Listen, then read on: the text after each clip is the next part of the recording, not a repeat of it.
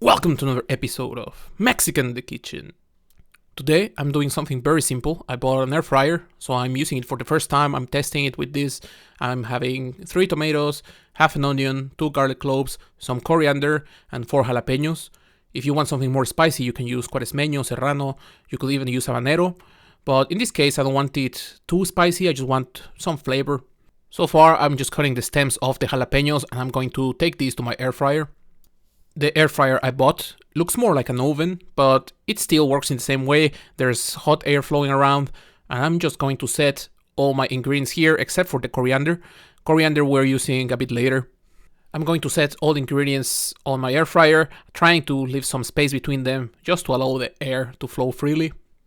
Now that my ingredients are on the tray, I'm going to put the tray in the air fryer and close it. If you have one of those that have a tray, then just put the tray in. Now I'm setting my air fryer on 10 minutes and I'm going to do 200 Celsius, which is about 392 Fahrenheit. This time and temperature, of course, is something you should kind of test on your own and see how it works on the air fryer you have, because what I've been reading is depending on what kind of air fryer, how powerful it is, how big, these times might vary a bit. So of course it's always better to double check, make sure it's enough. If it's not, then add 1 or 2 more minutes, test it, and see how it goes. The reason why I chose this air fryer is because it's a bit larger. It has a rotating device where you can throw your fries in. I will just flip them as they're cooking. But especially because it has this glass window, and I thought it's really nice to see what's going on, so you don't have to open it every time just to check if something is ready or not. After 10 minutes, everything looked quite good. The jalapenos and the garlic were quite well cooked. I think the tomatoes and the onion, if you want to throw them in for a bit longer, you could, but I think they're also cooked well enough that we can use these for salsa. So now I'm taking these to the blender. If you have seen any video where I make salsas before, then you already know that we start with the tomatoes because they have the most liquid and that will make things easier for our blender. Then we add the rest of the ingredients and we also season these with a bit of salt. Usually, this should be enough for your blender to start working. The liquid of the tomatoes eventually will come off and then it will start blending everything together. If for some reason your blender starts struggling, you can always add a splash of water or chicken broth, and then that will make things move around and then you'll get your salsa. You could also do this in a molcajete or a mortar and then you'll get a different texture. I'll leave a link in the description where I make a salsa like that. You can get inspiration from it. Once our salsa is ready, it's perfectly blended, it's quite smooth, then we can set it aside for a bit and we're going to chop our coriander. How much coriander you want to use is completely up to you. You can add more or less depending on what you like. You can also skip it completely. Once we have chopped our coriander, I'm going to pour it on a container. In this case, I'm using a bowl because it's nice to take these to the table and then people can use as much as they want. All we have to do now is take the coriander, throw it in the sauce and mix everything together. The reason why I don't throw it into the blender is because then the sauce gets this a bit darker color, which I don't love. I think this way it looks way prettier and you get the freshness of the coriander. But if you want to throw it into the blender, it's completely up to you. It also works. A lot of people have been asking me, are you getting an air fryer? What do you think about them? And honestly, I didn't have an opinion. I've just seen there's quite a big hype. There has been for a while. And I don't know a lot of people that have mentioned negative aspects other than sometimes you might buy one and not use it for a while or just use them a few times and then throw it into the corner and never use it again. But the main reason why I decided, okay, I'll get one is because honestly, I cook the way you see in my videos during the weekends, but during the weekdays, I try to make simple and quick recipes, and I also try to meal prep sometimes just so I don't have to cook every single day. This is why I decided to test this recipe with some leftovers. I bought some rotisserie chicken and then I had this chicken breast left from yesterday. So I'm just going to take them out of the fridge. I'm not even warming this up. I'm just shredding the chicken. And I know for some people this might look a bit dry, might look like maybe it's not the best, but trust me, this was a really nice dish and this is a great way to use the leftovers you have. In this case, I use chicken breast, but you can use chicken thighs, legs, whatever you have left over. You could also make these with mashed potatoes. You can also make them with shredded beef, with pulled pork. This is the kind of tacos that you can use anything you have as leftover, then roll them up and have a delicious meal out of it. Once I shred all my chicken, then I can set it aside and start preparing my tortillas. As I have mentioned before, I live in Finland, and in the city where I live, it's very hard to find fresh tortillas. If you have fresh tortillas, this recipe is of course way easier because you don't have to do this kind of step of splitting the tortillas and then making sure they're flexible enough. Since these are not fresh tortillas, they have been on the shelf for a while, we have to separate each of them one by one. The process is very simple. Separate one and put it on another pile. This is because if we warm them up like this, they might get stuck, and after that, it's very hard to separate them and they might break. If your tortillas are flexible enough that you can roll them up without them breaking, you can use them right away. In this case, they start breaking if I try to roll them, so I'm going to put them on a moist piece of cloth. I'm going to cover them up, throw them into the microwave for a few seconds. Once the tortillas are warmed up, then they will be more flexible and we can continue. The process is very simple.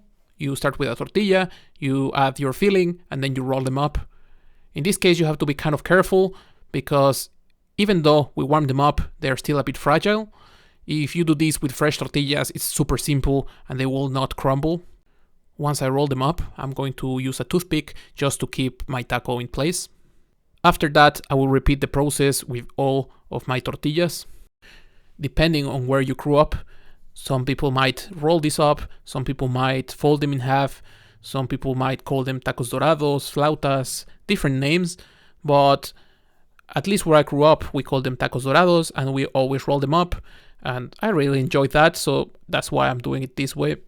Usually, you would deep fry these tacos until crunchy, and they absorb quite a lot of oil, but in this case, I have some canola oil and I'm just using a brush to cover them so they get crispy. Some people might also use these oil sprays, that might be easier. And some people might even want to skip the oil completely. You could do it, but the air fryer still needs some oil if you want it to get closer to the deep fried kind of texture and sensation. So I've also made tostadas or these crunchy tortillas on the oven, so I'm sure it would work. But in this case, I'm adding a bit of oil. Once I'm done, I'm going to flip all the tacos and then add a bit of oil on the other side as well. Once my tacos dorados are ready, then I'm throwing the tray in, I'm closing my air fryer, and I'm going to start it. For temperature and time, I'm using the same as I used with the salsa, so 10 minutes, 200 Celsius or 392 Fahrenheit.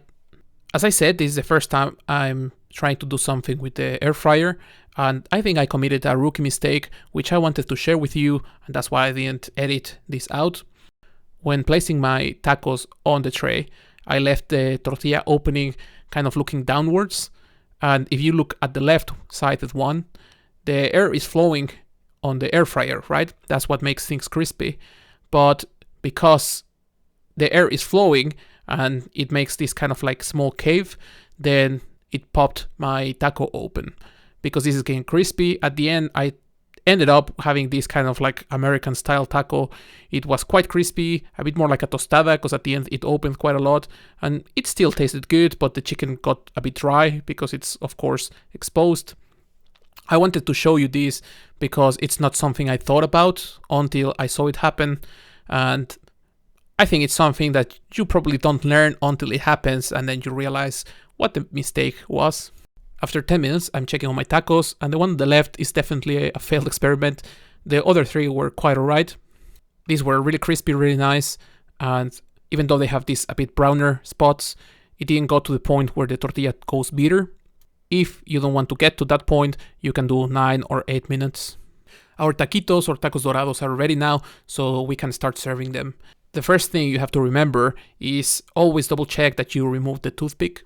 First, we're going to start with some sour cream or creme fraiche, whatever you have available. Then we're adding our salsa, and this is kind of the reason why I like putting everything on the table, and then everyone can choose how much of each topping they add to their tacos. Now we are adding some cheese. Usually I would use queso fresco, but I cannot find that here in Finland so easily, so I'm using some salad, feta type kind of cheese, just crumble it on top. You could also use añejo, cotija, or any kind of cheese that crumbles and you think it goes nice with.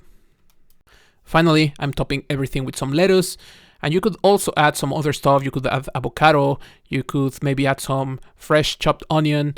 And you can play with these kind of things. You might think it's a bit weird to have a round kind of taco and putting stuff on top that will probably fall. And I would say you're not wrong, but this is how we usually serve them, and they're quite delicious. Don't worry if you make a mess. You are supposed to make a mess when eating proper Mexican food. This is how I make these air fryer tacos. I think these are quite nice, especially if you have some leftovers, you want to do something quick. They were surprisingly good, to be fair. I hadn't had a air fryer, I hadn't tested it, but these are quite easy to do, quite simple, very, very tasty, especially if you play around with the stuffing on these tacos. I think you can do many things. Of course, I would improve certain things, the way you put the tortilla in the air fryer, and then I got this like tortilla opening because of the air flowing. Now I know next time, of course, they will come out better.